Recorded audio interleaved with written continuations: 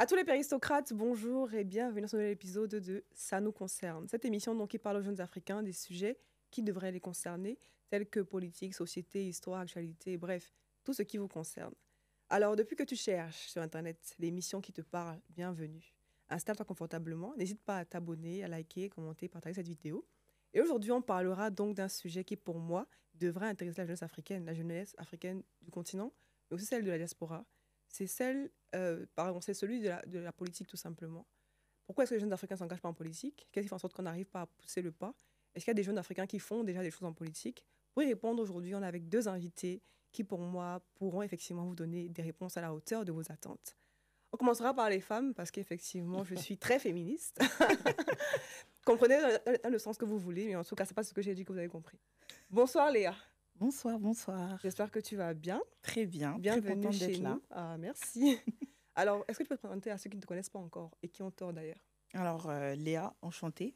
Merci, merci à vous d'être sur cette chaîne. Ça me touche d'autant que je pense que c'est un sujet qui concerne tout le monde. C'est pas parce qu'on est jeune qu'on doit se sentir non concerné par les sujets politiques, parce que les sujets politiques, c'est les sujets de société, c'est les sujets de tous les jours.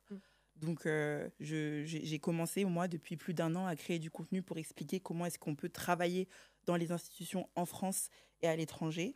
Et j'ai été engagée de différentes manières, mais je pense qu'on aura l'occasion d'en dire plus tout à l'heure. Non, effectivement, mais au début, pour qu'ils sachent à qui ils ont affaire, il faut que tu leur dises exactement dans quoi tu travailles, avec qui tu travailles. Alors, peut-être pas forcément les noms, parce qu'en politique, il y a aussi beaucoup de secrets. Moi, j'ai travaillé à l'Assemblée nationale pendant 1 an et demi.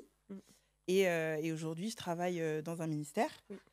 Donc forcément, tout ce qui a trait aux relations internationales, ça me touche d'autant plus du fait que le Cameroun reste le Cameroun, le continent, on reste continenté.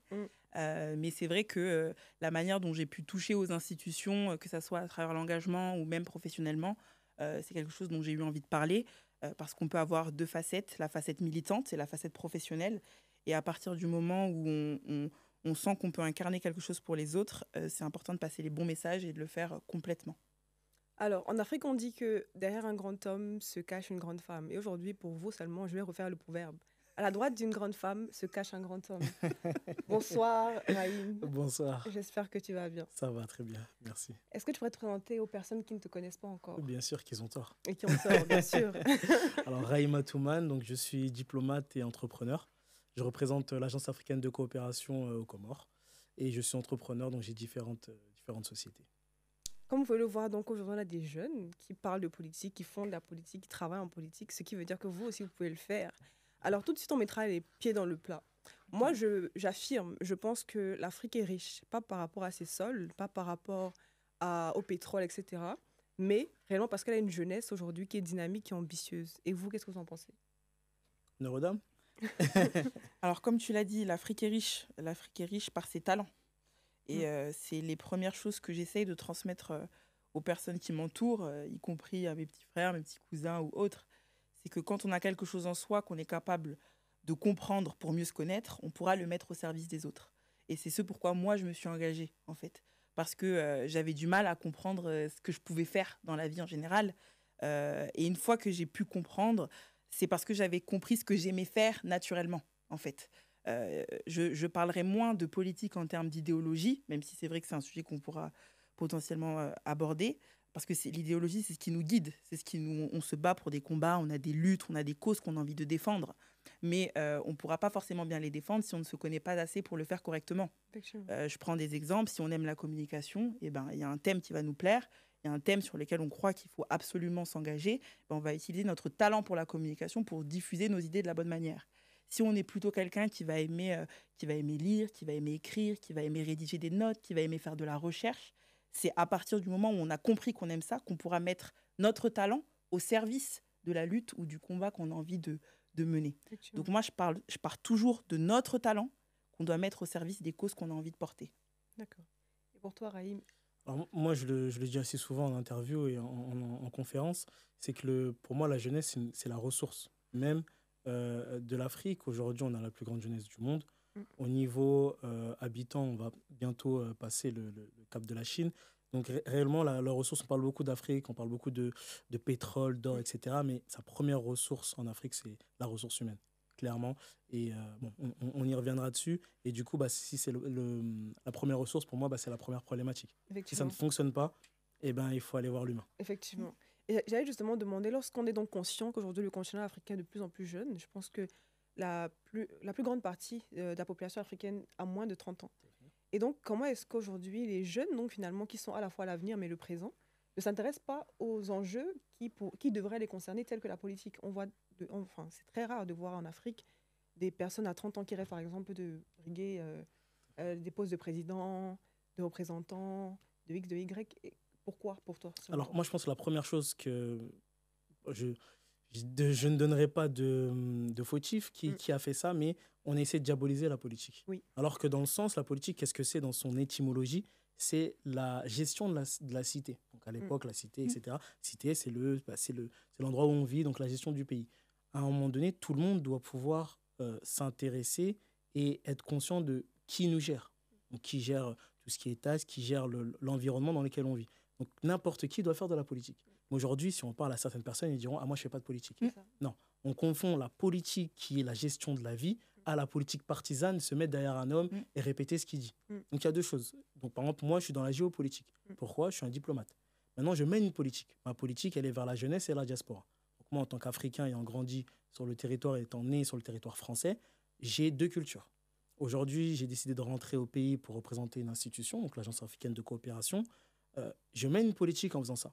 Quand je prends la parole et que je dis que la jeunesse est la ressource de l'Afrique, je prends une position. Donc je suis politique. Maintenant, est-ce que je fais de la politique partisane? Non. Je ne brigue pas de mandat, etc. Je ne suis pas dans un parti. Par contre, je mène de la politique. Dans mon domicile, je mène une politique. Quand je dirige mes enfants vers tel endroit, je mène une politique. Quand je porte telle couleur, on mène une politique tous les jours. Maintenant, on l'a diabolisé. Pourquoi? Parce qu'on voulait nous écarter de la politique. On ne voulait pas que ce soit fait pour nous. Je pense que la nouvelle jeunesse aujourd'hui, dont je fais partie, a compris que rien ne nous était interdit et qu'à un moment donné, il faut le comprendre. Et même si on ne s'engage pas en politique comme moi, je comprends la politique, le système, je le comprends parfaitement. Mais est-ce que je m'engage? Aujourd'hui, je ne suis pas engagé. Est-ce que je m'engagerai un jour en politique partisane, etc. Peut-être. Mais aujourd'hui, je mène une politique dans ma géopolitique, donc qui est la diaspora, la jeunesse. Mon travail à moi, c'est de dire que la diaspora doit s'impliquer beaucoup plus en Afrique, mais que la diaspora excellente. Donc je mène une politique, clairement, puisque je rejette une partie. Je dis que les médiocres ne doivent pas revenir en Afrique. Les excellents doivent revenir. Je mène une politique. Bonne ou mauvaise, mais j'ai un avis. Mais c'est chaud quand même de dire diaspora, les médiocres, restez chez vous, mais les bons, revenez. On dit beaucoup l'Afrique, c'est l'avenir. Moi, je dis l'Afrique, c'était hier. Oui. Donc aujourd'hui, on est en retard. Quand on est en retard, est-ce qu'on prend les moins bons? Non. Pour mener une bonne équipe, il faut prendre les meilleurs. Donc moi, je dis qu'on a beaucoup de défis en Afrique, que ce soit sécuritaire, économique, etc.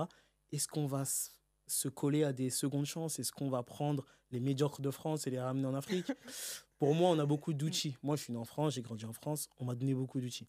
Il y en a qui ont réussi, il y en a qui n'ont pas réussi, qui sont sortis de leurs conditions. Moi, j'ai grandi dans des quartiers prioritaires, etc. Voilà, aujourd'hui, je côtoie, entre guillemets, la haute de la société. C'est un travail. Je n'ai pas claqué des doigts et je l'ai eu. J'ai des personnes avec qui on a fait les mêmes cours, avec qui j'étais en école, sur les mêmes bancs des classes, qui étaient même parfois meilleurs que moi, et qui, aujourd'hui, qui ne sont pas à ce niveau-là, qui sont même moins bien que ce que j'aurais cru. Donc, c'est un choix aujourd'hui. Moi, je dis souvent, assez crûment, que la vie est faite de choix. Je fais les miens, faites les vôtres. Donc, non, pour moi, l'Afrique, aujourd'hui, elle a besoin que des excellents. Elle a besoin des gens qui réussissent ici. On les ramène en Afrique et ils se décuplent. Certains disent qu'en Afrique, on multiplie les bénéfices par 1000. En France, on le fait par 10. Dans d'autres pays, on le fait par 100. Est-ce que 0 fois 1000, ça fait 0? Donc, il faut quelque chose. C'est un peu cru, mais pour moi, on n'a plus le temps de blaguer en Afrique. On a le temps on sait s'amuser, on sait danser, on a montré qu'on savait faire. Maintenant, venons et travaillons. Et on ne peut pas travailler avec des médiocres. Effectivement. Voilà. Et j'allais dire justement, on a souvent l'impression que ceux qui ont peur de la politique ou s'engagent pas en politique, c'est surtout en Afrique. Parce que bon, il y a tout le truc derrière. On va te dire, tu vas mourir, la politique, c'est pas bien. Mais toi, tu vis en France, tu travailles en politique en France. Est-ce qu'en France, les Africains de France s'engagent en politique pour toi ou pas suffisamment? Je pense que les gens s'engagent. Les gens s'engagent. Je rebondis sur ce que tu as dit juste avant. Effectivement, il y a un moment où on a besoin d'avoir aussi des modèles, des exemples. Et je l'entends, la politique a été diabolisée en Afrique, mais elle est toujours diabolisée, même partout dans le monde. À partir du moment où tu dis je fais de la politique ou je travaille en politique ou même j'aime la politique, parce que moi, mon compte s'appelle Léa Passion parce que je suis passionnée par la politique, on se dit, mais qu'est-ce que tu me racontes là? Non, mais vous là, les escrocs, vous êtes là pour manger l'argent des gens, vous êtes là. Non, mais en fait, on peut aussi avoir de l'intérêt pour la chose publique. Raïm le disait, police, ça signifie la cité de base. La cité dans son ensemble. Comment est-ce qu'on fait des choses pour les gens, pour aménager correctement ta rue, pour aménager correctement ton école, pour aider les jeunes mamans célibataires, pour aider... Enfin, il y a plein de choses qui font en sorte qu'on doive s'impliquer dans une cité. Et en fait, si on n'a pas d'exemple, si on n'a pas de modèle, si on ne sait pas comment ça se passe, on se dira toujours c'est trop loin de moi, et puis en fait non, et puis qu'est-ce que je vais apporter, et puis au final on m'écoutera pas. Et cette petite musique, comme quoi on nous écoutera pas, on nous écoutera pas, on nous écoutera pas, ça fait en sorte qu'au final, les gens qui pourraient avoir ce talent-là pour changer les choses, ils ne prendront jamais le courage de le faire, et ça fait qu'au final ils se diront bon bah est-ce que ça vaut la peine de m'engager. Mais ça, que ça soit en Afrique ou en Europe, en fait.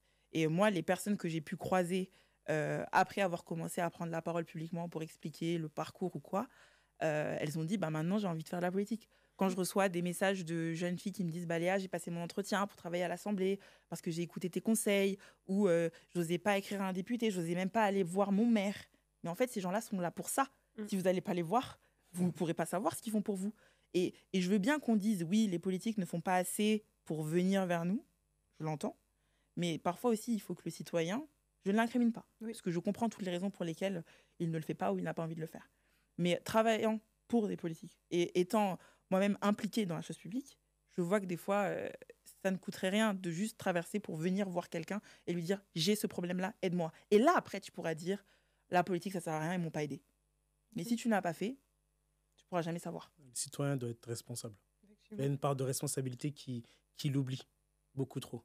Et c'est vrai, je rejoins ce que dit Léa. Oui, on doit être un rôle modèle aussi pour montrer que la politique, non, il n'y a rien de... Le mot escroc revient souvent. Et moi, je le remarque assez souvent parce que dès qu'on tombe sur mes réseaux, la première chose qu'on dit, c'est « Ah, t'es un homme politique ». Alors que non. Parce qu'un homme politique aujourd'hui, dans la définition, c'est un homme qui fait de la politique partisane. Il a une étiquette. Gauche, droite, enfin, ça dépend en Afrique, etc. Et ben, on voit clairement qu'il y a un fossé entre mon travail, ce que je fais, et l'image que je renvoie. Bon, à la base, quand moi j'habitais encore dans mon quartier et que je sortais en costume, on disait t'es Uber. Donc, quand on remarque assez souvent de façon la schématique structurelle de pensée est conditionnée. Si on voit un de nos frères en costume, il est VTC, il est Uber, il est ceci. On le voit et en costume, il parle avec un micro. Ah, c'est un politique. En plus, c'est un escroc. Ceci, cela. On le dit en rigolant, mais quand c'est récurrent, c'est systématique, on se rend compte qu'on est rentré dans un schéma de pensée systémique et ces personnes-là n'ont même pas conscience qu'ils diabolisent la politique alors que, comme le dit Léa, ça nous est utile à la base. La politique, tout le monde doit s'en mêler. Un entrepreneur, pour moi, et je dis encore de façon crue, qui ne mène pas de politique, c'est un entrepreneur stupide.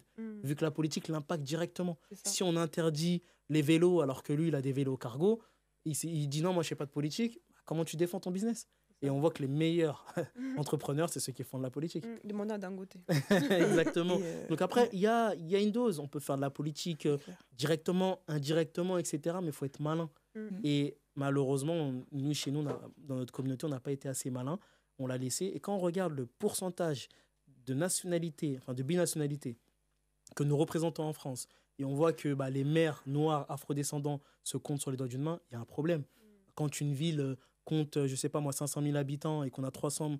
C'est un exemple, moi, 300 000 habitants sont des Maliens, il n'y a pas de maire malien, il y a un problème pour moi. Il y a un grand problème. Voilà, moi, je le vois à Marseille. On n'a jamais eu de maire comorien, alors qu'on dit que Marseille, c'est la 5e île des Comores.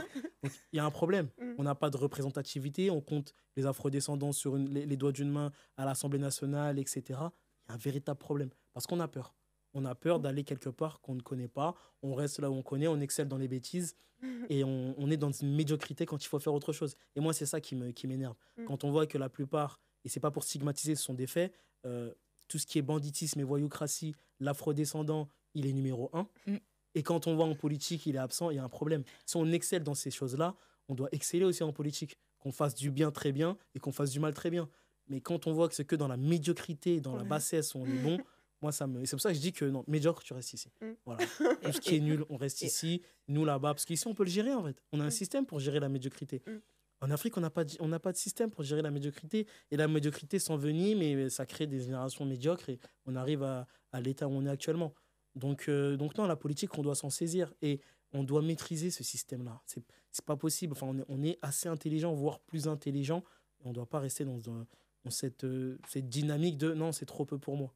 Pour moi, l'homme africain, il a tellement, et la femme africaine, bien évidemment, Ah, l'homme avec j'allais un grand dire. H, a tellement souffert qu'aujourd'hui, il ne peut pas se refuser quoi que ce soit. Voilà, aujourd'hui, on doit rêver grand pour continuer d'être grand. Pour moi, l'homme noir, on dit, enfin, un homme politique a dit un jour que l'homme noir n'était pas rentré dans l'histoire. Oui. Moi, je répondrai à cela qu'il est l'histoire. L'homme avec un grand H, l'homme noir avec un grand H est l'histoire. Donc oui, il n'est pas dans l'histoire. C'est lui qui a créé l'histoire. Maintenant, c'est quelqu'un d'autre qui raconte cette histoire-là. C'est pour ça qu'on n'est pas le héros. Mais quand on reprend, et moi j'aime bien l'histoire, donc je reprends depuis les débuts, l'homme noir, il est allé au début de l'histoire. Ça ne plaira pas à tout le monde, c'est une réalité. Et c'est pour ça que quand on comprend la schématique, on a voulu nous faire croire que la politique, c'était pas bon. Comme on a voulu nous faire croire que le chien devait avoir peur du noir. Le noir doit avoir peur du chien. Que le noir doit avoir peur de l'eau, etc. Alors que pas du tout. Quand on casse un peu cette schématique de pensée, on se rend compte qu'on nous a mis en cage pour nous empêcher de voler. Parce qu'on était très bons, on vole très bien. Je suis plutôt d'accord et je rebondis sur l'engagement politique partisan, non partisan, qui peut prendre différentes formes. Beaucoup de personnes disent non, mais qu'en fait, quand on fait de l'associatif, on ne fait pas de politique. Ah non, moi, je ne fais pas de politique, je suis dans une association. Ah non, mais moi, on sait qui lead les associations, on sait qui finance les associations, on sait qui va aux grands événements des associations. Regardez s'il n'y a pas des hommes politiques dans la salle qui sont là.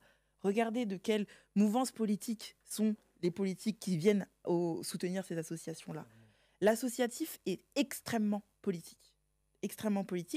Mais c'est l'associatif aussi qui te forme à mieux comprendre le fonctionnement politique, parce que quand il va y avoir, par exemple, la journée des droits des femmes et que tu vas avoir différents mouvements qui vont se mettre en place, les politiques vont dans ces associations-là. Aujourd'hui, les gens, certes, parce qu'on peut le dire, le fonctionnement partisan en France est assez décadent, que ça soit en interne pour avoir été dans un parti et avoir vu le fonctionnement d'autres partis, mais aussi de manière externe, parce que c'est pas bien vu dans un parti. Donc parfois, tu vas plus dans le parti parce que c'est mal vu. Pas parce que tu n'as pas envie de faire de la politique, mais parce que c'est mal vu.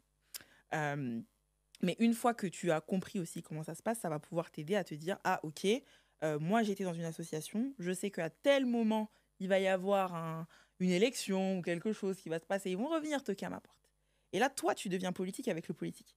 Et tu vas lui dire, ok, tu veux être élu, tu veux que toute ma base militante, elle sache ce que tu as fait pour moi, eh ben moi, je veux que tu fasses ça pour moi quand tu seras député. Moi, je veux que tu fasses ça pour moi quand tu seras maire. Et cette manière aussi de faire de la politique, les militants qui parfois restent juste dans l'association, ils ne s'en rendent pas compte. Mais eux doivent se sensibiliser à ça pour se dire qu'ils ont aussi les cartes en main et qu'on n'a pas besoin non plus d'être à l'Assemblée pour y être, mais que si on n'y est pas, il faudra faire passer le message correctement à ton représentant qui ira pour défendre tes intérêts. Et au final, donc, les gens se disent souvent que quand on entre en politique, c'est parce que soit on a eu un parent politicien, soit on est dans un circuit, soit. Politique héréditaire. Est-ce que toi, par exemple, Raïm, tu as bénéficié... est-ce que tu as eu un parent politicien, clairement, ou est-ce que tu as eu un ami qui t'a pistonné? Alors, de façon très claire, mon cheminement, il a commencé par l'entrepreneuriat. Moi, j'ai été entrepreneur, donc je le suis toujours. J'ai même mon état d'esprit. Pour moi, l'entrepreneuriat, c'est un état d'esprit. Okay. C'est la capacité de résoudre des problèmes. Pour moi, c'est ça, l'entrepreneuriat. Nous, quand on grandit en quartier, on résout des problèmes dès qu'on sort de notre vie. On doit trouver le problème pour aller d'un point A à un point B. On arrive même à créer des chemins pour ne pas se faire contrôler, pour faire ceci. On est vraiment dans ce qu'on appelle le hustle en anglais, la débrouillardise. Donc moi, je suis pas né avec, mais j'ai grandi avec cet état d'esprit-là. J'ai fait mes études, etc., BTS, en assurance. Je suis allé dans le milieu de l'assurance. Et ensuite, j'ai bifurqué parce que j'ai été confronté au système systémique. Je dirais pas raciste, je dirais un peu négrophobe, qui m'a mis un plafond de verre. Je ne pouvais plus évoluer alors que j'excellais dans ce que je faisais. Donc, je n'ai pas voulu perdre plus de temps que cela. Et je me suis redirigé vers quelque chose où c'était plus simple. Pour moi, c'est plus simple de trouver un client que de trouver un patron. Donc, je suis allé dans l'entrepreneuriat. J'ai monté une conciergerie qui s'appelle les Majordomes. Et en fait, c'est ma capacité à résoudre un problème. Parce que pour reprendre ce que c'est les Majordomes, c'est une conciergerie qui, le slogan parle de lui-même, c'est se faire livrer se faire servir n'importe quoi, n'importe où, mais pas par n'importe qui. Donc, en gros, avoir la capacité d'avoir quelqu'un qui va vous chercher ce que vous voulez, qui vous le ramène pour 7 euros. On a évolué, maintenant on a une agence, etc. Mais à la base, j'étais en train de résoudre un problème. Le problème de la précarité de déplacement, de transport, parce que dans nos quartiers, on n'est pas livré. On avait des grandes entités qui ne nous livraient pas. Notre adresse n'apparaissait pas dessus. On était un peu marginalisés. Donc, j'ai trouvé des solutions à cela. Ensuite, on est venu me voir et on m'a dit, apporte les mêmes solutions en Afrique. Et c'est là où je suis rentré dans l'organisation qui est la CU, donc l'Agence africaine de coopération, et je me suis lancé dans la diplomatie. Pour répondre à ta question en profondeur, moi j'ai mon père qui est dans la politique. Mon père est un ancien ministre, il a été secrétaire général de la présidence, conseiller du président, etc.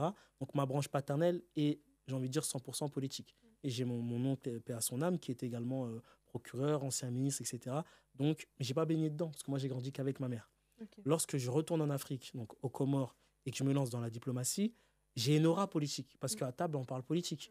Ça change un peu. Avec ma mère, on parlait d'autre chose. Avec mon père, on parle politique.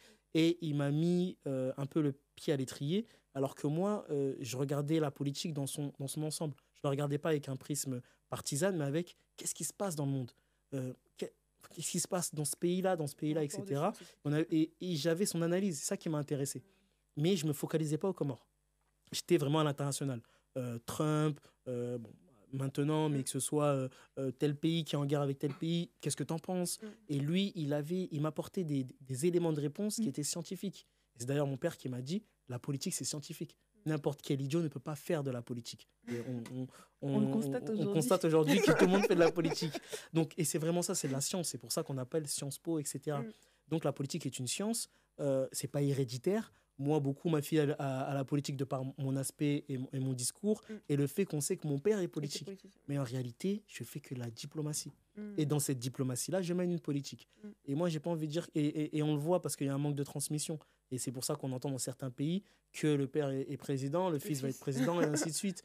On a fait en sorte que la politique est héréditaire alors que pas du tout. Le père peut être excellent et le fils peut être médiocre en politique. Ou peut-être qu'il n'a rien compris du tout. Mais on le met parce qu'il s'appelle un tel. Je ne veux pas commencer à donner des noms.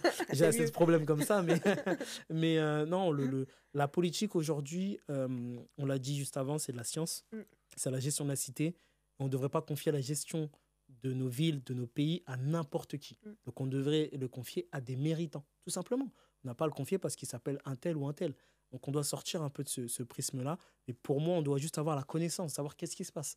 Il y a un événement politique, nos parents doivent savoir qu'est-ce qui se passe. On doit savoir ce qui se passe. Nos enfants doivent savoir ce qui se passe. Moi, je me rends compte que il a fallu très tard que je m'intéresse à qui était mon président. Et je parle quand je vivais en France. Les élections, ça ne m'intéressait pas plus que ça, toujours galvaudé, etc. Et quand je rentre dans le système et je commence à comprendre, je me dis, on m'a bien eu. On m'a bien eu. Donc, il faut qu'on comprenne ce qui se passe. Et pour ça, il faut un peu, j'ai envie de dire, désacraliser la politique et la vulgariser. Mais pour moi, tout le monde doit comprendre au moins comprendre qu'est-ce que la politique. Tu ne veux pas t'engager, il n'y a pas de problème. Mais comprends que tel député, tu dois aller taper à sa porte parce qu'en réalité, il travaille pour toi. Comme l'a dit Léa juste avant, le citoyen, il est de moins en moins responsable puisqu'il se plaint. Et quand tu lui poses la question, ok, tu n'aimes pas ce député-là, ok, pourquoi il a fait mal quelque chose pour toi? Ah non, je ne l'aime pas parce que mon cousin dit, ah ok, ok, super. Non, avant d'avoir un avis sur quelque chose, vas-y. Et moi, j'en suis victime parce qu'aujourd'hui, on a des avis positifs ou négatifs sur moi. C'est rentré un peu politiquement parce que la personne qui ne m'aime pas va dire moi je l'aime pas, etc. Et j'ai un ami il n'y a pas si longtemps que ça qui a mis le prêt à l'étrier et qui a dit pourquoi tu l'aimes pas Raïm? T'as un business qui s'est mal passé. Ah non, je l'aime pas parce qu'on m'a dit de pas l'aimer. Donc il y a la politique qui est faite parce qu'à un moment donné on devient pas une personnalité politique mais une personnalité publique. Donc on peut avoir un avis sur toi. Et voilà, et donc la politique on l'a galvaudée, etc. Mais si on va dans l'essence pure, la politique, on doit la maîtriser, on doit savoir qu'est-ce qui se passe. Les départements, les députés, etc., on doit le maîtriser au moins. Et ensuite, ceux qui veulent s'engager, s'engagent. Mais on doit comprendre là où on est. Ce n'est pas normal aujourd'hui qu'on le diabolise et qu'on ne sensibilise pas à la politique. On se retrouve à avoir les dirigeants que nous méritons en réalité. Effectivement. Et Léa, toi, donc, qui t'a pistonné? Alors, sacré piston. Hein. Quand on appelle les présidents comme ça, prenez-moi. Non, moi, mon histoire ou ma sensibilité politique, bien entendu, elle vient de la curiosité familiale. Hein. Moi, je n'ai pas eu de parents ministres. Mais je sais ce que ça vaut. Je sais ce que ça vaut. Et quand on a eu cette chance-là, qui n'est d'ailleurs parfois pas toujours une chance pour tout ce qu'on a aussi à subir et à encaisser, on comprend mieux les choses. Je pense qu'on est plus au fait. Mais pour ce qui est de mon cas, moi, ça a été vraiment l'associatif. Parce qu'en fait, ma maman est présidente d'association. Donc, c'est une sorte de politique, comme on dit toujours. Et ils m'ont toujours amenée partout. Et après, oui, elle est aussi enseignante. Et mon papa est architecte. Et du coup, ils étaient très, très impliqués, en fait, quand ils sont arrivés en France, etc. Ils ne se connaissaient pas. Ils sont arrivés en France. Ils ont fait leurs études. Ils ont eu 2 merveilleuses petites filles. Et dans leurs différents engagements, là, ils ont croisé la route de politique. Mais c'était à l'échelle d'un citoyen, quoi. Je suis curieux, je vis dans ma ville, il y a des réunions publiques. J'y vais parce que je suis quelqu'un du quartier. Comité de quartier, ce genre de choses-là. Et personne pour nous garder. Donc, ils embarquent les enfants, quoi. Donc, c'est là où tu vois. Mais très petite. Et après, quand j'étais du coup à l'université, parce que j'ai sauté une classe, etc., j'ai eu le bac plus jeune, mais à la fac, je m'ennuyais. J'aimais pas mes cours. Je comprenais pas, ça n'avait pas de sens pour moi ce que je faisais. J'étais en droit éco-gestion, mais majeure économie. Et au fur et à mesure, mes parents qui, eux, ils avaient été bien engagés, etc., avaient fait différents investissements politiques auprès d'élus. Ma maman avait été sur des listes aux élections municipales, etc. Elle est partie donc dans un parti et le parti avait un mouvement de jeunesse. Et donc, elle voyait bien qu'en fait, je ne me trouvais pas. Je ne savais pas vraiment pas ce que je voulais être. Et j'insiste sur ça, c'est que quand on ne sait pas ce qu'on veut être et ce qu'on veut faire, on ne voit pas en fait sa vie sur le long terme. Et parfois, il suffit d'une seule chose pour que tu fasses le lien, des fois entre les passions de tes parents, pour comprendre après tes propres passions, pour comprendre comment est-ce que tu vas être utile. Je répète beaucoup ça, mais parce que c'est le fil rouge de notre vie. Si on ne se connaît pas, on ne peut rien faire. Si on ne se connaît pas, on peut rien incarner pour les autres, on ne peut rien proposer aux autres. Même un entrepreneur, il apprend ce qu'il aime et il sait pourquoi il a envie de proposer ce service-là aux gens. Donc, à l'université, on dit viens, elle insiste pour que je vienne aux événements et tout, grosse campagne, etc. J'y vais, mais bon, voilà quoi, je fais ma vie, je rentre. Mais pendant les élections, j'étais toujours un peu intéressée. Fallait me voir, Sarkozy-Hollande, j'étais là devant la télé, tout à 20h, tu vois un petit peu les stats qui montent, qui descendent. T'es à fond, et c'est pas encore à fond sur les réseaux. T'es à fond parce que tout le monde est à la télé ce soir-là. Et surtout, tu comprends. Et surtout, tu comprends. C'est ça qui est exactement. Et tu sais ce que ça va incarner pour la suite. Et donc là, elle ne me l'a pas dit, ma maman, mais elle appelle, elle dit Léa, il faut que tu ailles à cet événement sans moi. Et j'y vais, et j'ai été frappée par la foudre. Et l'amour pour la politique est tombé. Je suis partie à un événement, et après, on m'a tout de suite identifiée en mode cette fille-là, elle est très carrée, elle sait comment est-ce qu'il faut organiser des choses, structurer des choses et manager les gens. Parce que ça a toujours été aussi de mon caractère, que ça soit parce que je suis quand même autre, mais structuré, organisé, coordonné. Et du coup, j'ai commencé, à beaucoup aimer l'ambiance de ce militantisme, de l'énergie, de l'engagement. Et 2, j'ai aussi compris ce que je pouvais faire. Et donc, ça m'a aussi donné envie de mieux travailler en cours. Donc, j'ai arrêté la fac pour retourner en prépa après avoir quand même fait une licence en économie-gestion. Mais j'avais redoublé entre-temps ou quoi. Et j'ai voulu faire Sciences Po. Parce que forcément, tu vois, l'assignation à résidence, quand tu viens de cité, parce que je suis dans une cité, etc., tu te dis, c'est des choses que je ne pourrais pas faire. Même si tu as des parents qui ont fait des études, tu dis toujours que tu ne pourras pas le faire. Parce que même eux, quand ils sont arrivés en France, c'était très compliqué. Donc, je passe par l'engagement qui me donne envie de faire des études que j'aime. Donc, je retourne en classe prépa. J'ai déjà 22, 23 ans. Je retourne en prépa au niveau genre 0. Tu as eu le bac depuis 4 ans, tu retournes en prépa. Donc là, tu dis, OK, c'est que j'aime vraiment la politique parce que je veux vraiment, justement, aider les gens de la bonne manière. C'est pas tout d'être débrouillarde, hustle, comme on dit. Il faut aussi en avoir dans la tête. Il faut aussi être capable de transmettre des choses qui soient véridiques, vérifiées.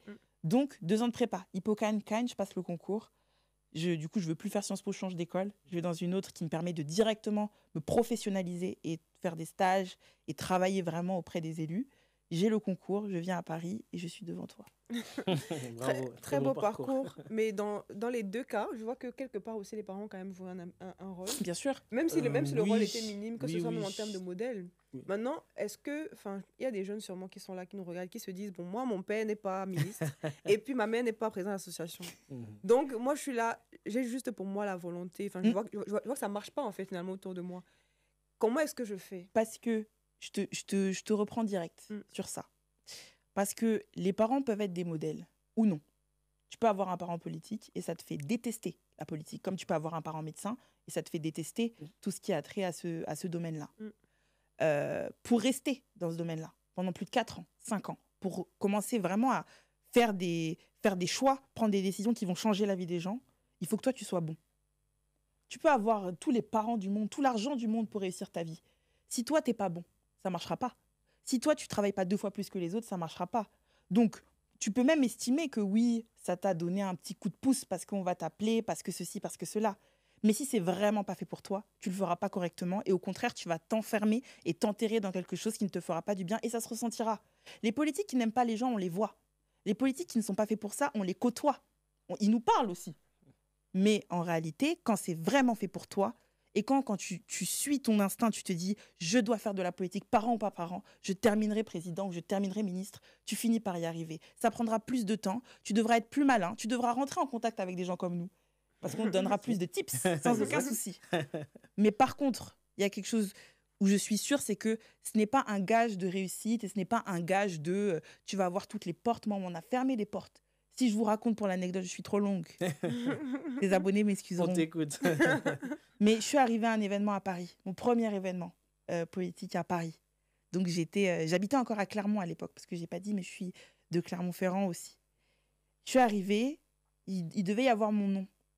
C'était l'expérience la plus glaçante, parce que pour une petite provinciale que je suis, oh, écoute, tu dis tranquille. Je suis arrivée, j'ai donné mon nom en mode, oui, je suis invitée à l'événement. On m'a dit, madame, on ne vous connaît pas, on m'a fermé la porte. On m'a fermé la porte. J'ai fait demi-tour, j'ai d'abord pleuré en mode, voilà, moi j'ai choisi de m'investir, j'ai choisi de m'impliquer, j'ai envie de faire les choses bien, je viens pour me former, je viens pour apprendre des choses. Et on me dit, bah, t'es personne, t'existes pas, rentre chez toi. Tu te dis, est-ce que c'est parce que je suis noire? Est-ce que c'est parce que j'étais mal habillée? Qu'est-ce que j'ai fait? Ou est-ce que la personne qui m'a dit qu'elle allait m'inscrire, elle m'a menti? Donc, on pourrait se dire, ouais, ma mère est présidente d'assaut, elle a fait de la politique ou quoi qu'est-ce. Non, en fait, non. Si t'es pas bon, si tu te bats pas, tu pourras pas rentrer. Donc, je suis restée à côté, j'ai attendu jusqu'à croiser une personne de l'organisation en mode, bon, je suis vraiment cette fille-là, est-ce que vous pouvez me faire rentrer? Et j'ai dû prouver même ce jour-là que je devais vraiment entrer dans cette formation. Mais les coups durs, on pourra en avoir. Donc, faut pas se... C'est aussi une autocensure, hein, de se dire, ouais, si j'ai pas un parent ou si j'ai pas quelqu'un que je connais qui pourra me pistonner, je pourrais pas avoir ce poste. Les postes que j'ai eus, je les ai pas eus parce que j'avais fait de la politique avant ou quoi. Je les ai eus parce que j'ai postulé comme tout le monde et que j'ai essayé d'y rentrer. Donc... Bon, ça, c'est quand on est en France. Parce que si tu retournes au Cameroun, je peux te dire, quand tu fermes la porte, tu ne reviens plus. Non, bon, moi déjà, pour revenir sur ça, bon, on va dire que j'ai une histoire qui va être donnée parce qu'on va voir. Le père est ministre, le fils est diplomate, forcément, il y a un lien. Il n'y a aucun lien. Moi, la première personne que j'ai vu faire de la politique, c'est ma mère. Okay. Ma mère, parce que ma mère, moi, on est 10 frères et sœurs. Ma mère a mené une politique chez moi. Elle a mené une politique, même dans notre éducation. On voyait qu'on n'était pas éduqués pareil. Donc, pour moi, de toute façon, c'est le cas, c'est de la politique, tout ça. Oui. Donc, j'ai vu, elle m'a appris que, voilà, toi, tu es différent des autres, toi, tu fais ceci, eux, ils font cela. C'est pas parce que lui, il fait ceci que toi, tu fais cela, etc. Donc, on m'a appris à mener ma barque vers une direction. Donc, moi, quand je rentre dans la diplomatie, je rentre avec cet état d'esprit. Mon père, ce qui me rajoute en plus, c'est un nom. Parce que moi, mon nom, entre guillemets, Atoumane, il vaut, entre guillemets, rien en France. Oui. Tu le sais, en Afrique, il y a un poids. Quand on a l'histoire des parents, il y a un poids. Il y a toute l'histoire. Et comme je t'ai dit, voilà, que ce soit toute la famille paternelle, il y a un poids au niveau politique. Donc, ça te facilite. Ça, ce que tu fais déjà. Après, bon, il y a l'autre coup. Hein, parce que quand on fait de la politique, on a des amis, on a des ennemis. C'est ça. Beaucoup d'amis, mais je pense un peu plus d'ennemis. Donc, on m'a ouvert des portes parce que j'étais le fils d'eux. On m'a fermé des portes parce que j'étais le fils d'eux. Exact. Donc, maintenant, il faut l'assumer. Le nom, voilà, comme moi, je le dis, je ne le changerai pas. Je prends les casseroles, je prends pas les casseroles, mais je prends le négatif comme le positif. Mais moi, ce que j'ai pris de mon père, c'est vraiment sa façon d'être, son attitude et surtout son état d'esprit. C'est-à-dire que lui, il est droit dans ses baskets, il ne dit pas oui, il courbe, oui tout le temps, il dit plutôt non, il ne courbe pas les chignes, il fait de la politique pour le peuple. Voilà, lui, il a travaillé pour le président. Il a été nommé par le président. Tu n'entendras jamais dire qu'il travaillait pour le président. Il travaille pour le peuple. Donc, il a mené des mandats, etc. Mais je veux dire, il a un état d'esprit de quelqu'un de franc, de fier, qui ne se met pas, je vais dire, sur les rotules pour atteindre tel poste ou tel poste. il reste droit dans ses baskets et c'est ça que j'ai pris. Donc, moi, en tant que fils, je me suis dit, il a cette réputation-là, on l'appelle ainsi, on le voit un tel, je ne peux pas faire moins, même si je ne suis pas un voleur, ou etc. Mais j'avais un point en plus, une épée de Damoclès sur la tête de je ne peux pas échouer parce que le père est là. Je ne peux pas échouer parce que ma mère m'a éduqué pour arriver à ce que je suis aujourd'hui. Donc ça m'a servi en ce sens-là. Mais en réalité, dans mon parcours, quand on regarde d'où je viens et là où je suis allé, il n'y a aucun lien. Dans le sens où je suis le seul de mon quartier à être arrivé à ce niveau-là. Je suis le seul, même, j'ai envie de dire, de ma ville, que ce soit Marseille, d'être arrivé à un niveau diplomatique. C'est pour ça que beaucoup de frères et sœurs me le rendent en disant que je suis un peu la fierté des nôtres. C'est comme ça qu'on me définit, on me partage un peu partout dès qu'il se passe quelque chose, parce que malheureusement, je suis seul. Et au début, on s'enorgueillit. À un moment donné, on est triste parce qu'on se dit, mais c'est pas normal. C'est pas normal que je sois le seul ici. C'est pas normal qu'on se compte sur le doigt d'une main les Africains afrodescendants qui soient à ce niveau-là. C'est pas normal. Au début, bien sûr, ça fait plaisir, mais à un moment donné, on se dit, c'est pas normal. Et c'est là où on a ce désir de vouloir transmettre. Et moi, je suis beaucoup dans la transmission aujourd'hui. Parce que aujourd'hui, je suis encore jeune, dans la trentaine. Je me dis qu'à un moment donné, moi, pour ma part, arriver à un certain âge, je ne pourrais plus me considérer comme jeune. Donc, je veux transmettre assez rapidement pour ensuite aller dans ma vraie catégorie. Parce qu'aujourd'hui, on entend beaucoup en Afrique personnes qui parlent de jeunes. L'ami, il a 50 ans. Non, tu peux plus parler de jeunes. À un moment donné, arrête. Mais ils sont obligés de se décaler la chose parce qu'ils n'ont pas transmis. Exact. Donc, et c'est pour ça qu'on n'a pas de nouvelles politiques, on n'a pas de nouveaux hommes politiques parce qu'il n'y a pas de transmission. Les anciens ont gardé tout pour eux. Ils n'ont rien transmis. Et après, quand ils regardent qui peut prendre le flambeau, personne. C'est normal, tu n'as rien transmis. C'est un peu cette erreur-là. Donc, j'ai envie de dire, moi, ce qui nous définit, ça ne vaut rien. Moi, honnêtement, j'ai grandi à l'avenue de Corot. L'avenue de Corot, c'est un bâtiment orange qui a été détruit à Marseille, qui, entre criminalité, etc., on était au sommet, limite à 100%. J'ai quand même cassé toutes ces barrières-là. Je suis même parti, ma mère m'a envoyé à Paris carrément pour m'éloigner un peu de cette atmosphère-là. Et je me suis battu, en fait. Il n'y a pas de papa ni de maman qui étaient là et qui m'ont tenu la main et qui m'ont dit « T'inquiète pas, t'es le fils de... » Non. Par contre, ma mère, elle m'a mis cet état d'esprit de guerrier et elle m'a dit « On va rien te donner. Je vais rien te donner, on va rien te donner. » Ma mère, c'était si on le regarde aujourd'hui, c'est un contre-succès. Elle me disait pas « T'es le plus fort, vas-y. » Elle disait « Mais t'es obligé de réussir. Si tu réussis pas, t'es nul. » Et moi, mon fils, il est fort, tu vois. Aujourd'hui, tu fais ça aux enfants d'aujourd'hui, ils vont t'emmener à l'école. Oui, tu vois, ils sont pas armés pour ça, tu vois. Mais l'éducation, à l'époque, c'était pas ça. Moi, ma mère me punissait quand je rentrais à 18h02, parce qu'elle m'a dit d'entrer à 18h. Pour me dire, un homme, il rentre à 18h. Ma mère, elle m'a appris le ménage, comment prendre soin d'une femme, etc. Parce qu'elle m'a dit, voilà, tu dois être un boss. T'as pas le choix, en fait. Et je suis le deuxième de ma famille, moi j'ai une grande sœur. Mais je suis le premier garçon. Donc, tu dois être un boss. Et elle m'a éduqué comme ça. Donc, moi, quand j'arrive dans le milieu du travail ou à l'école, il n'y a rien qui m'effraie. J'ai un tortionnaire à la maison, dictateur, que je salue au passage. Mais voilà, donc c'est vraiment un état d'esprit. Elle m'a mis dans l'état d'esprit, elle ne m'a pas appris à être une victime. Elle m'a dit, sois un guerrier, vas-y, on va te taper dessus. Elle me disait souvent quelque chose, c'est qu'on tapera dessus, la personne aura mal, tu auras mal, mais la personne doit aussi avoir mal. C'est ça le mindset. C'est vas-y, tu vas prendre des coups, mais tu vas en donner aussi. Et tant que tu en donnes, c'est bon, tu es dans le bon. Donc voilà, c'est l'état d'esprit. Justement, tu parlais de représentativité au niveau élevé des sphères politiques, surtout en Afrique. Et moi, une fois, là où je t'ai rencontré, c'était au Business Africa 2022, je crois. Exact. Et à cet événement-là, il y avait le stand de l'Union africaine. Exact. Et en passant devant, parce que quand j'étais petite, je nourrissais le rêve de travailler à l'Union africaine. Bon, j'ai oublié le rêve. C'est pas fini. J'ai changé de rêve. C'est juste que j'ai changé de rêve. Mon rêve n'est plus celui-là. Il faudra que tu nous dises quel est ton rêve maintenant. On va le réaliser. Tu es avec des politiques là. On a de l'influence, on a le bras long. Il n'y a pas de souci, on en parlera en off.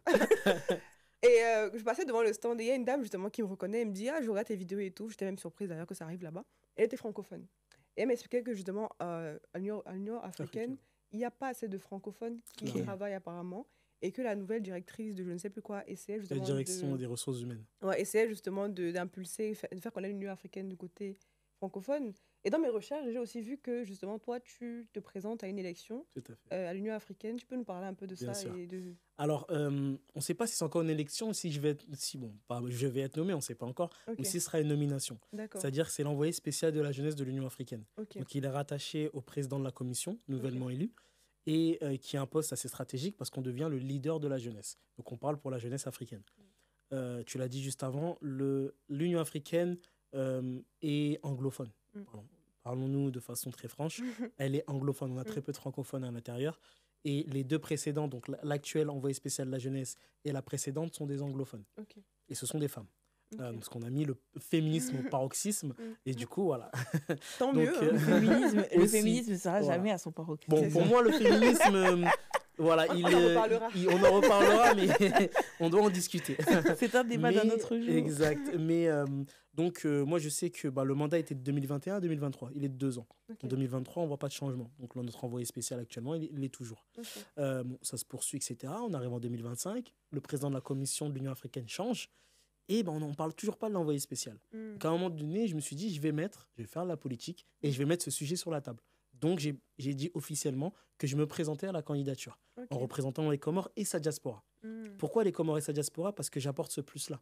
Moi, je le dis assez souvent, je suis comorien, je réside aux Comores, et moi, je dis souvent, je suis comorien d'origine française. Ok. Si tu veux savoir où est né Raïm, tu chercheras en France. Aux Comores, tu ne trouveras rien. Si tu veux savoir où j'ai fait mes classes, où j'étais à l'école, etc., tu le sauras en France. Aux Comores, tu verras rien. Aux Comores, j'ai commencé à travailler. Mes amis d'enfance, ils viennent de France. Donc, c'est l'origine. Je suis d'origine française. Je suis né en France, d'un parent français, ma mère, sur le territoire français. Je suis pleinement français. Ok. De l'autre côté, mon père est comorien. Donc, ma patrie, la terre de mes pères, elle est aux Comores. Donc, voilà, comme tu as dit juste avant, il a fallu vraiment que je me découvre pour me comprendre. Quand j'arrive à ce niveau-là, je me dis, écoute, je sais qu'aujourd'hui, j'ai eu un problème pendant un moment donné de l'imposteur. J'ai eu du mal à être le syndrome de l'imposteur où les personnes venaient me voir et me disent je veux être comme toi. Et je dis mais c'est pas trop bien d'être comme moi, attends un peu, tu vois. Mais j'ai vu que j'inspirais, il y a des gens qui ont repris leurs études, qui ont ouvert des commerces, etc. Quand je vois qu'il y a ce poste-là, qui va bientôt se libérer, je veux faire changer les choses. Je veux dire au président de la commission, je suis là. Et avec humilité, mes compétences et expériences, je sais que je peux répondre à ce poste-là. Et aujourd'hui, je peux rapporter 3 choses en étant envoyé spécial de la jeunesse. La première, c'est que je peux mettre les Comores à l'honneur. Voilà. Les Comores sont un État insulaire. On connaît tous des Comoriens, mais on ne sait pas où sont les Comores. Ce que je dis assez souvent. Tout le monde connaît un Comorien, mais dites-nous, je sors la carte là, je mets 1000 euros. Vous deux, vous ne savez pas où sont les Comores. Moi, je sais où c'est, mais. Léa, je ne suis pas sûr. Je sais pas, Léa. N'abusez pas à ce point. En tout cas, il y en a très peu qui le savent, malheureusement, alors le Comorien, il est très connu. Mais les Comores sont inconnus, le Comorien est connu. Donc, déjà, ce sera un honneur de représenter les Comores.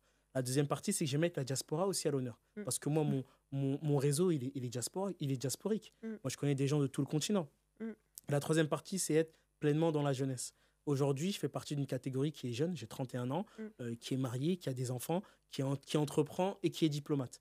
Qu'on arrête de faire croire que le jeune, il ne doit pas être marié, il ne doit pas avoir des enfants, il ne doit pas avoir une activité. Le jeune doit être que militant. Donc, montrer qu'il y a une nouvelle sorte de jeune qui est là et on fait tout, en fait. Moi, aujourd'hui, je m'assois à la table de puissants. Et généralement, les puissants, quand ils me voient arriver, parce que j'ai le statut d'ambassadeur. Donc, quand moi j'arrive, on me négligeait un peu. Et on me disait, écoute, moi, à ton âge, ceci, cela. Je dis, oui, il n'y a pas de souci. Mais aujourd'hui, tu as un père, je suis un père. Tu as des enfants, j'ai des enfants. Tu es ambassadeur, je suis ambassadeur. On s'assoit, on est à la même place. On est à le même niveau. Donc, viens, on discute business, boulot. Et ne te concentre pas parce que j'ai pas de poil blanc et que j'ai pas 50 ans. J'ai pas besoin d'avoir 50 ans pour exceller. Donc, je suis un peu revanchard à ce niveau-là. Parce que malheureusement, l'Africain, vu qu'il n'est pas dans la transmission, il est dans la critique de mais moi à ton âge j'avais pas tout ça. Oui, moi à cette époque-là on n'avait pas des jeunes qui étaient riches, on faisait pas de l'argent sur les réseaux sociaux. Aujourd'hui un influenceur gagne mieux qu'un médecin. Est-ce que si tu disais ça à nos parents, pas mes parents, moi personnellement, parce que moi par exemple ma mère est née en France, etc., mais d'autres parents qui ont fait le déplacement pour être docteur, etc., et tu vois des personnes qui bougent un peu sur les réseaux, qui gagnent des millions d'euros, va expliquer ça à ton enfant, de pas faire de faire médecine au lieu de faire influenceur. Donc non, aujourd'hui, il y a, j'ai envie de dire, une nouvelle ère qui est en train de se faire. Il faut la prendre à bras-le-corps. Et il faut avoir humilité, mais avoir la capacité de. Il ne faut pas être effacé. Pour moi, je dis souvent que l'humilité, il ne faut pas confondre l'humilité et être effacé. Donc moi, je fais en sorte de ne pas être effacé. Je fais en sorte qu'on m'entende quand il faut m'entendre, qu'on me voit quand il faut me voir. Et que quand je vois un poste comme cela et que je me dis, j'ai les compétences et l'expérience, j'y vais et je le dis à tout le monde. Voilà, qu'on arrête d'être ce noir qui a un peu peur de faire ce qu'il doit faire parce que non, je viens, je fais du bruit, oui. Et je vais y aller. Donc là, on attend de savoir qu'est-ce qui va se passer. Est-ce que le président va il va élire? Est-ce qu'il va ouvrir un dossier de candidature? Donc c'était ce qui s'était passé en 2021. Candidature ouverte où il appelait tous les jeunes à se présenter. Mais en tout cas, je veux que le président sache, et j'ai eu les échos, il le sait, Raïm Atoumane sera candidat quoi qu'il arrive. Et il fera le lobbying pour avoir le poste et pouvoir permettre à la diaspora de rentrer à l'Union africaine, qui est beaucoup plus de francophones. et qu'on puisse résoudre des problèmes de l'Union africaine, des problèmes de financement, des problèmes de représentativité, des problèmes conflictuels où la diaspora a la capacité de. Je pense que la diaspora francophone, elle a un pouvoir et elle doit pouvoir l'exercer à l'Union africaine. Et on doit pouvoir aussi le désacraliser. Comme tu l'as dit, je ne connaissais pas forcément l'Union africaine. C'est un problème. Comment aujourd'hui, des jeunes francophones de la diaspora, dès qu'on leur parle entité internationale, ils pensent aux Nations Unies, ils pensent on a l'Union africaine, on a une entité qui nous ressemble de un et qui est fait pour nous. Moi, je pense à nos frères antillais, ils n'ont pas accès à l'Union africaine. Et d'ailleurs, je suis en train de résoudre certaines problématiques à cela. L'antillais aujourd'hui, il n'a qu'une seule nationalité, c'est française. Oui. Et pour être rentré à l'Union africaine, il faut avoir au moins un passeport d'un des pays africains. Donc, tout ce qui est afrodescendant de ce pays-là, le Brésilien non plus, tous ces pays qui sont afrodescendants mais pas africains, ils n'ont pas accès. Donc nous, on a accès, on a 2 passeports. Donc pourquoi on a 2 passeports et on se comporte comme des apatrides? Tout le monde ne peut pas avoir 2 passeports. Exactement. On a même 3 quand on a le diplomatique. Tout le monde ne peut pas avoir 2 passeports. Hein. Ouais, au Cameroun, il n'y a pas de nationalité. Aussi, oui, c'est vrai. Il y a aussi ces problématiques. Nous, on a la la trinationalité. Toi qui iras à l'Union africaine, tu pourras dire ça là-bas. Tu pourras dire qu'on n'a pas... Mais ça, ce sont des lois internes. Je ne pense pas que l'Union africaine puisse faire quelque chose dessus. Ça, c'est interne, ça, c'est national. Il faudrait parler au président. C'est ça. Mais est-ce que justement... Au président camerounais. Oui. Parce que la France n'est pas contre. Il faudrait déjà le voir pour lui parler. Est-ce que déjà, toi, tu connaissais l'Union africaine? Oui. Tu connaissais le poste? Enfin, toi, tu travailles en France, donc on ne sait jamais. Moi, je pose la question. Oui, mais je travaille quand même dans un ministère. Excuse-moi, effectivement. Et est-ce que, du coup, tu connaissais le poste de... Envoyé spécial de la jeunesse de l'Union africaine. Non, mais je ne suis pas choquée qu'il existe, puisqu'il y en a dans la plupart des représentations aux Nations Unies, voilà. etc. Et je pense que c'est vraiment un statut pivot et indispensable. Mais j'aurai ton soutien, bien évidemment. Tu l'as. Mais en tant que jeune, c'est quand même gravissime qu'on se dise que moi, donc il y a un envoyé spécial là-bas qui me représente finalement. Parce que je en plus, toi qui es féministe, c'est une femme. Hein. Et que je ne connais pas. Et donc je ne connais pas le nom. Et je pense que beaucoup d'Africains ne connaissent pas. Exactement. Au Cameroun, je suis sûr que tu l'as dit même que ça existe, ils savent pas de quoi vous leur parlez. Exact. C'est vraiment dommage. Alors qu'aujourd'hui, les réseaux sociaux, on peut justement divulguer l'information accessible, mais visiblement, ces informations-là ne sont pas assez vulgarisées. Ça parce que les jeunes ne s'intéressent pas à la politique, ça parce que l'Union africaine ne communique pas assez. Je ne sais pas qui... Moi, c'est un peu l'auditeur. Je pense que c'est un peu le spectateur, je pense. Parce que cette demoiselle, cette dame, elle est beaucoup suivie. Okay. Il y a très peu de francophones qui la suivent. Maintenant, est-ce que la communication, elle est axée pour les francophones en réalité? Est-ce qu'elle est là pour nous, cette dame? Exactement. Voilà, est-ce qu'elle est là pour... Je dis pas que c'est un mal, mais est-ce que quand on a une discussion en anglais, est-ce que c'est fait pour les francophones? À part ceux qui ont bien suivi l'école. Les cours à l'école. Est-ce que c'est fait pour nous? C'est pour ça que moi, quand je me présente à ce poste-là, nommé ou élu, je sais que j'aurai une autre audience. Oui, et aujourd'hui, la diaspora francophone africaine, elle a un poids. Donc moi, aujourd'hui, je veux la mettre sur la table, tout simplement. Oui, je pense que des fois aussi, c'est volontaire. Qu'on veut faire une communication strictement en anglais. C'est pas forcément pour que les Français s'y intéressent. En plus, on sait que les Français sont... Les Français francophones. Exact. On a un problème avec les langues. Parce que je dis ça parce que je vais embrayer sur autre chose. Mais oui, en fait, parfois, c'est volontaire. Je sais que le travail, parfois, de vulgarisation qu'on fait, chacun, d'une manière ou d'une autre, ne plaît pas à tout le monde. Clairement. Parce qu'à partir du moment où tu expliques aux gens comment ça se passe, ça veut dire que tu empêches ceux qui décident comment ça se passe de faire ce qu'ils ont envie de faire en interne. Tu les armes. Donc, c'est pas toujours vu de la meilleure des manières. Mais par contre, ce sur quoi je suis pas forcément d'accord, c'est les jeunes ne s'intéressent pas à la politique. Après, toi, tu me parles avec la vision vraiment africaine. Moi, je te parle avec une vision européenne. Mais même mes interactions avec l'Afrique me montrent pas que les Africains ne sont pas intéressés par la politique, que les jeunes Africains ne sont pas intéressés par la politique. C'est vrai que, en plus, on regarde, moi je bosse beaucoup dans la communication et les réseaux sociaux, donc je peux voir que même en termes de chiffres, certes, les danses sur TikTok et tout ce qui est entertainment, ça marche encore, mais l'edutainment a pris une place incroyable, et c'est aussi grâce à ce qu'on fait. Donc, se dire que oui, l'Afrique n'est pas forcément, la jeunesse africaine n'est pas forcément intéressée par la politique, moi, ça me gêne. En tout cas, en fait, généraliser, oui, ça peut être gênant, mais je pense que c'est une réalité dans le sens où cette diabolisation est là pour ça. C'est-à-dire que dès qu'on parle politique, les gens ont peur. On nous bloque. Oui, je suis d'accord. On peut même être shadowban. Tu le regardes sur les commentaires. Dès qu'il y a un post politique, dès que tu as quelque chose qui parle de politique, le jeune vient et il est très critique. On va dire pas qu'il se désintéresse, on va dire qu'il est très critique et c'est pas une critique constructive. Je suis d'accord, mais sauf que quand on voit qu'il y a des problématiques mondiales ou internationales ou conflictuelles, le jeune est dans la rue. Clairement. Oui, Où oui. ça? En France? Il faut bien compter. En France, peut-être. Toi, tu vas Même aller en marcher Afrique, où? on regarde au Niger, etc. C'est pour Au ça que Sénégal, c'est Le pour ça que- continent les n'est gens pas se que le sont- c'est pour ça que Cameroun. j'allais dire. C'est pour ça que j'allais dire, justement. Vision Ouais. 100% continentale. Oui, il n'y a pas de souci. J'allais le dire que l'Afrique, c'est 55 pays pour l'Union africaine, 54 pays pour les 54 autres. pays pour l'Union africaine et 55 pour les autres. Non, Le 50 Somaliland n'est pas reconnu. 55 pays pour l'Union africaine. L'Union 54. africaine. Le Le Somaliland Somaliland n'est pas reconnu par l'Union par- africaine. Non, pas l'extérieur, c'est l'inverse. Somaliland, si, On si, pariera, on On vérifiera. va On va vérifier. les laisser J'ai fait une se vidéo- mettre j'ai fait une d'accord. vidéo dessus. Ah hein. bon Donc, tu es en train de vouloir dire à mes abonnés que je mens. Comme les dernières infos que j'ai eues, c'est 54 pays. 55 pays. Le Somaliland n'est pas reconnu par. Les instances internationales, tu dis? Oui, par l'ONU, tout ça. Mais reconnu par l'Union Mais reconnu africaine? par l'Union africaine. En tout cas, l'Union africaine reconnaît 55 pays. Ok. Et les- Bon, et les on va autres reconnaissent vérifier. On 54. donnera la On va- réponse dans la prochaine On vidéo. vous dira En ça. commentaire. En commentaire, je vais vous écrire ça. Mais dans tous les cas, donc 55 pays africains, si Ok. on veut partir là. Et effectivement, on a des réalités différentes. Ça, Oui. c'est un fait. Par exemple, tu me parles de l'Éthiopie. Je connais l'Éthiopie, mais je ne sais pas comment vivent les Éthiopiens au Exact. quotidien parce que Ok. je n'y suis pas encore allée. Donc, c'est quand même, c'est souvent grave de dire, effectivement, les Africains font ceci. Mais c'est une génération qu'on fait, que vous comprenez. Ouais.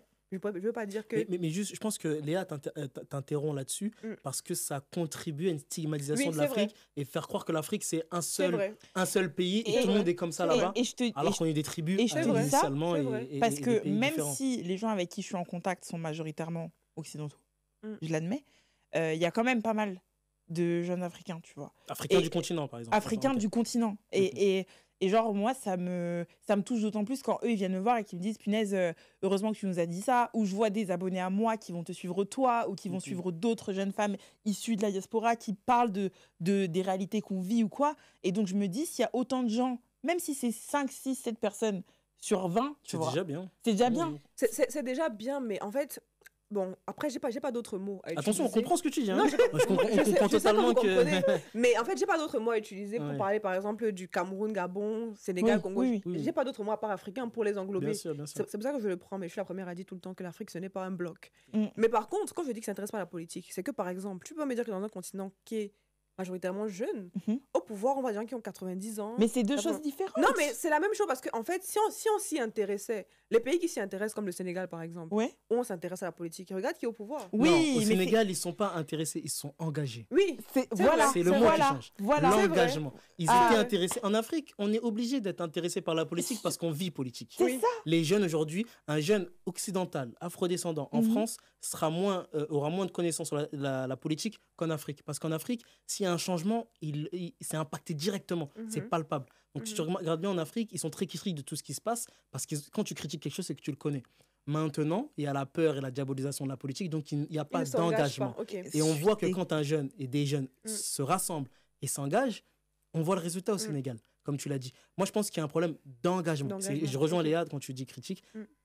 Engagement, il y a un problématique d'engagement parce qu'on, par exemple, on est là en critique, tu vois sur les commentaires Facebook, Mm. mais ces gens-là, est-ce qu'ils vont le défendre sur la place publique? Est-ce qu'ils vont dire, bah écoute, le député, là, ce qu'il dit, je suis pas d'accord, Donc, je je vais me me présenter? Non, Et c'est ça. il ne Ils s'engage ne pas. s'engagent pas. Et c'est là où on parle de citoyen qui n'est pas, qui ne prend pas ses responsabilités. Ok. Parce que pour moi, un citoyen qui prend ses responsabilités, c'est un citoyen qui défend ses idées jusqu'au bout. Mm. Je suis pas d'accord avec ça, mais je vais pas uniquement. En fait, on a créé un dire. système où soit on est d'accord, soit on est contre. Mm. Ouais. Moi, je dis qu'aujourd'hui, en Afrique et même dans la politique en général, il faut être une force de proposition. Et surtout en Afrique, pour moi, on doit pas être en opposition. Mm.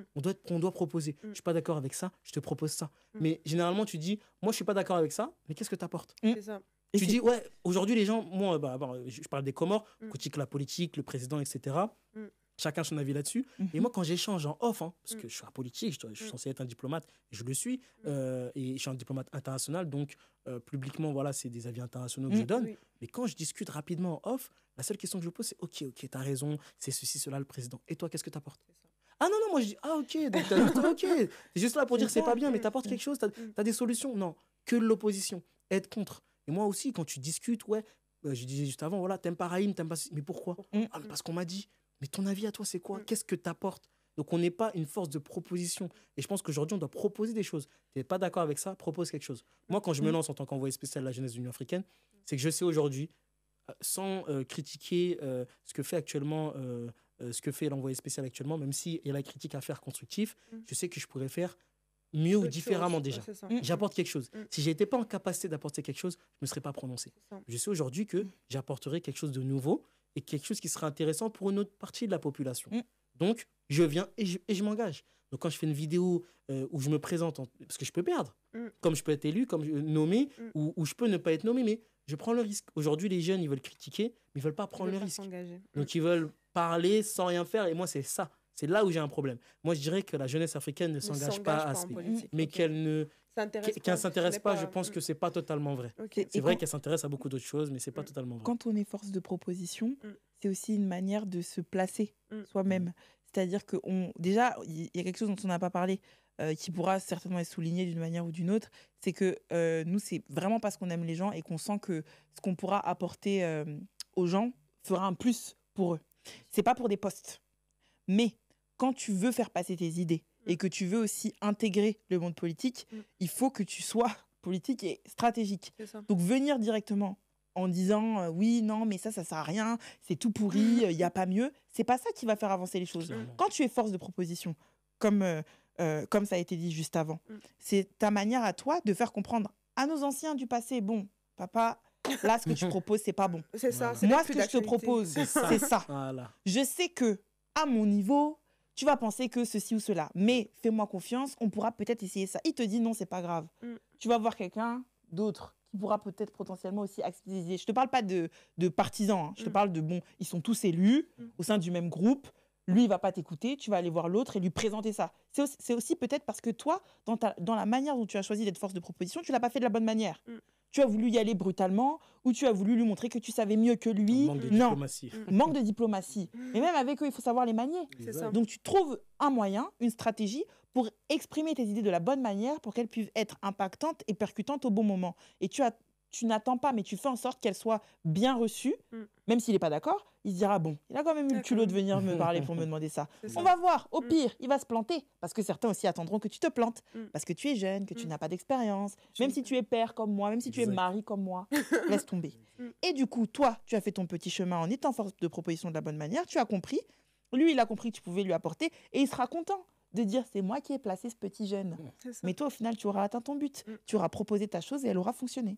Effectivement. Stratégie. Je pense que le mot qu'on retient, c'est vraiment stratégie, politique, mais stratégie. Moi, par exemple, ce que je fais, c'est de la stratégie. Quand je me prononce, je fais une vidéo, je la partage, je dis cela, c'est de la stratégie. Parce qu'aujourd'hui, il y a un vide. On ne sait pas ce qui se passe. 2023, on devait changer d'envoyé spécial. Au lieu de rester là et de critiquer, ouais, on a commentaire, pourquoi on ne change pas, sortez dehors. Non. Moi, je ne suis absolument pas un militant. Moi, je suis quelqu'un d'action. Je fais de l'action. Je ne peux pas être un militant parce que je suis trop dans l'action. Je veux du changement de suite et je veux aller au bout de ce que je dis. Donc, je vois un problème. J'établis une feuille de route stratégiquement pour atteindre mon objectif. C'est de la politique, oui, parce que quand je vais arriver, je vais parler diaspora. Celle qui est là actuellement, elle ne parle pas de diaspora francophone. Moi, je vais arriver, je vais parler diaspora francophone. Je vais faire de la politique. Mais encore, on n'est pas dans la politique partisane. Et c'est juste ça, en fait, que la jeunesse africaine a du mal à faire le distinguo. Mais est-ce que ça nous empêche aujourd'hui d'y aller ? Non. Est-ce qu'on est attendu partout où on va ? Non. Est-ce qu'on nous a ouvert les portes avec un tapis rouge ? Certaines fois, oui. D'autres, non. Donc, aujourd'hui, on le prend et on y va, tout simplement. Donc, aujourd'hui, il faut s'engager, mais avec stratégie. Stratégie, exactement. Et stratégie n'est pas un gros mot, hein, parce que ça pourra aussi être mal perçu. Exact. Alors que stratégie, ça ne veut pas dire qu'on veut manipuler, mal manipuler, être méchant, mauvais. Même quand on va à l'école, même quand on se lève le matin pour aller acheter sa baguette de pain, on est stratège parce qu'on va choisir l'horaire où il n'y aura pas beaucoup de gens, parce qu'on voudra... Bref, stratégie, c'est vraiment, globalement, essayer de mettre en place un fonctionnement qui te permettra d'atteindre ton but, mais tout ça avec l'intérêt général et l'envie de pouvoir accompagner les gens le plus loin possible. Ouais, je pense qu'on doit arrêter de... Aujourd'hui, on est dans une ère où on devient trop fragile, on ne doit pas dire des mots. Ah, ça. Stratégie, Catastrophe politique, manipulation. Mais on fait ça tous les jours. Moi, je vois avec mes gamins, je suis obligé de les manipuler pour qu'ils arrêtent de manger les bonbons. On dit, il n'y a plus de bonbons, il n'y a plus de ceci. On manipule tout le monde. Quand tu veux quelque chose de ta femme, tu veux qu'elle te donne ceci. La manipulation n'est pas mauvaise. La stratégie n'est pas mauvaise. La politique n'est pas mauvaise. C'est ce qu'on en fait. Exact. Oui, il y a beaucoup trop de personnes qui l'ont fait de façon mauvaise. Mais aujourd'hui... qu'on arrête de dire que c'est des gros mots. Oui, il y a de la manipulation. Des fois, on manipule, oui. Moi, quand j'arrive dans une réunion, les gens ils disent non et à la fin, ils disent oui, il y a eu de la manipulation. Il y a eu de la stratégie. La diplomatie. La diplomatie. Donc, quand on a vu des scènes avec Trump, avec le président ukrainien, etc., le président américain, c'est la stratégie. Stratégie, manipulation, etc., ce sont des mots qu'on nous a pris et qu'on a diabolisés et qu'il ne faut pas. Ce sont des mots qui existent. ça peut Pour être être utilisé. malveillant, mais qui sont là pour être utilisés, qu'on arrête de s'enfermer, enfin, je veux dire, qu'on arrête d'avoir peur des choses. D'accord, on est ce qu'on est et on doit arrêter de se cacher derrière des mots. On avait aussi un gros mot qui était le communautarisme. Oui, La communauté chez nous, enfin, oui, on est C'est ça. communautaire, oui, mais c'est pas un gros mot d'être communautaire. effectivement. Qu'on veuille se marier avec des personnes du même pays que nous, qu'on travaille mieux avec des personnes qui nous ressemblent, c'est pas être communautaire. Et moi, je le disais, c'est ce qui marche. Quand on est, moi, j'avais une discussion avec le président sur un panel à l'époque, le président comorien, et il posait la question de pourquoi toi, quand tu viens aux Comores, tu arrives à faire venir la diaspora, et nous, on a des outils, on a plein d'outils, on n'y arrive pas. Je lui dis, monsieur le président, parce que je parle le même langage. C'est La ça. personne de la diaspora, elle se renseigne sur Raïm, elle a tout mon CV, parce que j'ai grandi ici. La personne qui habite aux Comores, qui représente la diaspora, mais qui est comorienne purement du territoire, est-ce qu'elle va parler C'est à la compliqué. diaspora? Pas vraiment. Est-ce qu'elle aura le même langage? Pas vraiment. Donc aujourd'hui, et c'est humain, on s'approche de ce qui nous ressemble. On ressemble. Et ça, c'est être communautaire. Mm. C'est pas mal. Est-ce que ça veut dire qu'on ne va pas parler à des hommes parce qu'ils sont blancs ou des femmes parce qu'ils sont blanches? Non. Mais est-ce qu'on doit prioriser ce que nous sommes et là où on se ressemble et là où on se sent, voilà, là où on se sent bien? Compris et accepté. Ah non, compris, accepté. Non, faut qu'on arrête de diaboliser et en rentrant dans ce système de vouloir caresser dans son... Non, on pouvait dire manipuler. Et ben on rentre dans le système de oui, il y a des gros mots. Non, on peut tout dire aujourd'hui. Et pour moi, je le dis encore, l'Africain, il doit être revanchard avec l'histoire qu'il a. Et il ne doit pas rentrer dans ce système où on veut lui dire t'as pas le droit de dire ce mot-là, t'as pas le droit de t'habiller comme ça, t'as pas le droit dans tel endroit. Non. Pour moi, l'Africain, il fait ce qu'il veut. Clairement. On va arriver à la fin de l'émission. J'allais vous demander justement un sujet un peu plus léger, entre guillemets. C'est souvent quand tu es une femme en politique, Oui. on va souvent te reprocher, enfin, on va te dire tu n'es pas mariée, donc ça veut dire que par où est-ce que tu as dû passer pour avoir tel poste. C'est quand les enfants, c'est quand le mariage, enfin, parce que c'est quand même, je veux dire, en termes africains, dans la culture africaine, une femme doit être mariée. Une femme qui veut faire la politique, est-ce que c'est compatible? Est-ce que tu as souvent eu des remarques par rapport à ça ou est-ce que... Personne ne m'a jamais demandé pourquoi je n'étais pas mariée. Ok. Personne n'a osé. Personne n'a osé. Même quand tu rentres au Cameroun en vacances. Ah, Mais là, c'est mais de là, ça mais là, que c'est je pas, parle. mais là, c'est pas par rapport à la À la politique. Mhm. C'est parce que les gens vont dire ah mais t'as 26 ans, les enfants, ta maman avait déjà accouché à cet âge-là, machin chouette. Mais comme on peut tout dire, tu vois. Mais je le prends pas mal, au contraire. Je sais que les gens qui voient le parcours que j'ai pu faire ou les choix que j'ai pu avoir ou quoi comprennent en fait. Mais est-ce que c'est compatible pour une femme avoir des ambitions ou des grosses ambitions, je sais pas quelles et vouloir sont une les tiennes, famille. et vouloir une Mais famille. bien sûr. C'est compatible. Est-ce que Mais tu pour moi, arrives à c'est concilier les deux? Pour moi, c'est compatible. Oui. Ok. Pour moi, c'est compatible. C'est pour eux, c'est pour eux. Pour moi, pour vous, mesdames, si vous voulez faire de la politique, allez-y. Voilà. C'est compatible. Il faut juste être très organisé, je pense, et aussi savoir ce vers quoi on veut aller. À partir du moment où on sait, pas de doute, on pourra y arriver. Et trouver des partenaires qui comprennent votre ambition, surtout. Clairement. Surtout. surtout. Parce qu'il y a des personnes qui vont vouloir vous ralentir parce qu'ils n'arrivent pas forcément à s'élever soi-même. Donc ils se disent qu'il faut que je te tire vers le bas pour que C'est nous ça. tous on Oui. reste en bas. Après, Prendre ce qu'on mérite. ça dépend C'est ça. aussi des environnements où tu traînes pour trouver tes partenaires. Aussi. Mais pour les hommes, c'est plus simple. Et je pense que toutes les femmes veulent être des femmes de diplomates. Comment? Si demain je croise mon diplomate là. Bon, on a un peu moins de mal, j'ai envie de dire. Mhm. Et encore, parce que quand on est une personnalité publique, les gens ont déjà un avis sur soi. Effectivement. Donc, tu arrives quelque part et Mhm. la personne a déjà un avis sur toi. Des fois même, ils mentent, ils disent qu'ils ne te connaissent pas, ils te connaissent. Donc, on peut avoir cette problématique-là. Moi, maintenant, j'ai fait mon cheminement en étant marié, en ayant des enfants. Ok. Voilà, aujourd'hui, j'ai plus de 4 enfants. Mm. Donc, mais moi, ça a été un moteur. Ok. Beaucoup sont surpris quand je leur dis que j'ai une vie de famille, j'ai une vie de famille avec tout ce que j'ai fait, C'est l'entrepreneuriat, ça, la effectivement. diplomatie. Mais je mets une casquette à chaque fois que je dois aller quelque part. Donc, quand je suis chez moi, je ne suis pas un diplomate. Quand je suis chez moi, je suis un père, je suis un mari. Quand je suis dehors, je dirais pas que je suis pas un mari, sinon j'ai avoir des problèmes. Mais voilà, je mets ma casquette là où il faut et je donne le temps que je dois donner. Donc, c'est pas parce que je suis diplomate et que je suis entrepreneur que j'ai pas de temps pour mes enfants. C'est pas, on peut tout faire. Pour moi aujourd'hui, les personnes qui trouvent pas de temps, c'est les personnes qui sont, j'ai envie de dire, des menteurs. De façon très claire. On trouve le temps quand on veut donner du temps. Maintenant, moi je le dis, on dit que c'est un peu arrogant, mais pour moi mon temps aujourd'hui n'a plus la même valeur qu'avant. Donc quand je le donne, je le donne aux personnes que je pense qu'ils méritent. Il y a des gens qui vont dire, ouais, Raïm, il est arrogant, il répond pas. Parce que ce que tu m'apportes n'est pas intéressant. Tu vois, ouais, Raïm, il est arrogant parce qu'il a une secrétaire. Bah oui, parce que j'optimise mon temps. Donc, je prends pas tous les appels. Et j'ai un numéro pour moi directement, j'ai un numéro, j'ai toute une équipe qui travaille. Et pour ça, c'est pour économiser le temps, pour que quand je rentre chez moi, j'ai mes enfants, tranquille, je suis avec ma femme, etc.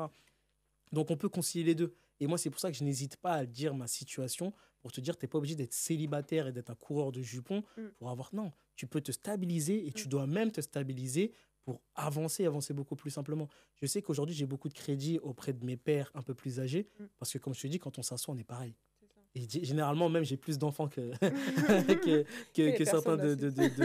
certains de mes pères. Donc, non, aujourd'hui, on est d'égal à égal quand on discute.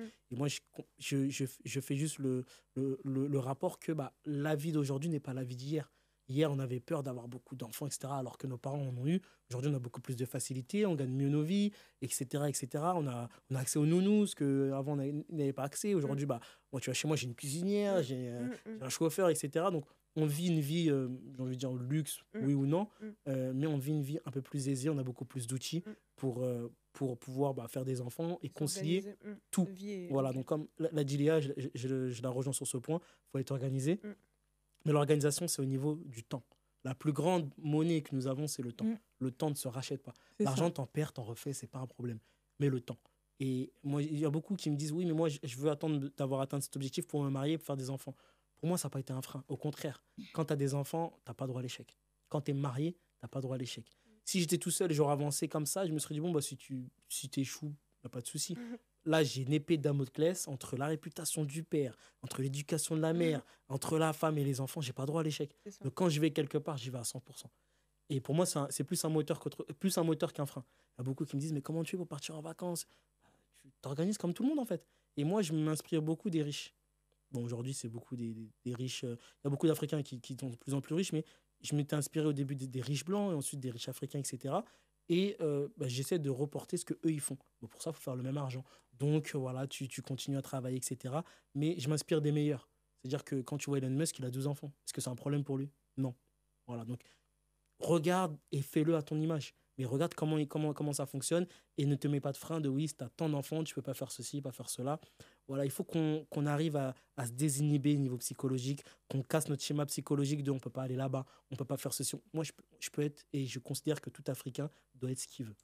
Ce qu'il a envie d'être, qu'il arrête d'avoir des freins, de je ne peux pas aller là-bas, je ne peux pas aller là-bas. Fais ce que tu veux, parce qu'avec l'histoire qu'on a, on doit pouvoir faire ce qu'on veut, mais il faut s'armer aussi. Tu vas faire ce que tu veux si tu n'as pas de moyens. Tu vas faire ce que tu veux si tu n'es personne.